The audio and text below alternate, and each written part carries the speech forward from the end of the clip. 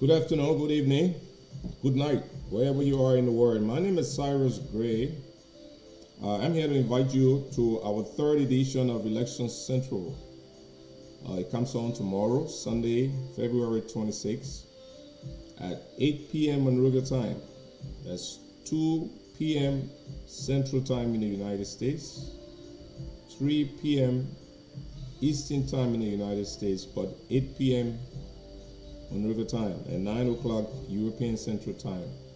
Tomorrow we're going to be discussing in our third edition the value of concessions in Liberia.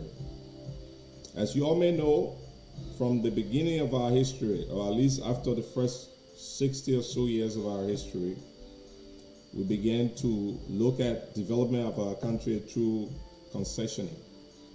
Concessioning basically will be to find a big foreign company that can come and invest in either our mines for iron ore, our gold mine, our diamond mine, or pick up a large chunk of our land and plant something, like in the case of Firestone. So Firestone comes to Liberia in 1926.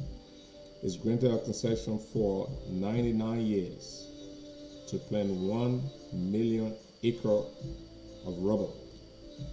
So there are many other concessions that have come to Liberia. Lamco JV Operating Company, the LMC in Bommy Hills, the Bomb Mining Company, the Litoli Company in Sino, somewhere called Bafo Bay, who have come as early as 1952 with the first set of yellow equipment brought to Africa.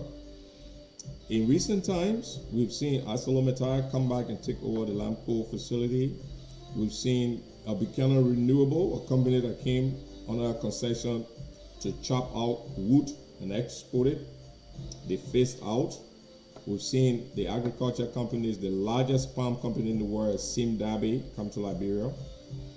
The deal is that when Ellen became president of Liberia, or at least within the first few years, she was able to negotiate several concession agreements and boasted that she had attracted $16 billion of foreign direct investment into Liberia. How are these concessions work for Liberia? How are even concessions done in Liberia? Of late, we see the Freeport of Monrovia was concessioned to APM terminals. How are these concessions done? How do they benefit us? How do they work for us? How do they hamper some of our growth, if they do? So tomorrow, to discuss that, we're going to be having a pool of top-notch, highly educated Liberians with experience dealing with concessions. So I will introduce our guests. There are 5 of them. They're going to be coming on the program at different segments to discuss different sets of concession activities, whether be it local content, whether be it the hiring of Liberian experts and whatnot. Our first guest is Dr. Joel King. Joel King is a management practitioner. He teaches management. He's well experienced in the issue of managing big organizations. Our second guest is Suni Yuma. He's been involved in a lot of similar stuff in concessions, major investment projects around the world. The other guest is Lawrence Kennedy. He's also a business practitioner. He teaches a business also at the college in Delaware, but he's well experienced with finances and how money works. Then we're also going to bring along somebody who has sat in the seats, making concession to participating in concession agreement. Josh Wisner.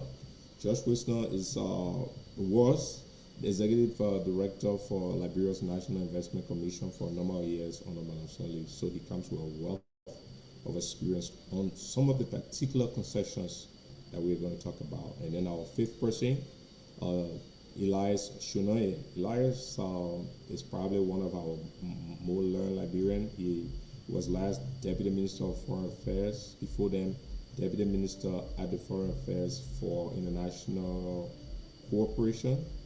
He runs a consultancy in Liberia right now. He's a Yale Fellow. He's also Dean at the Cardinal Graduate School.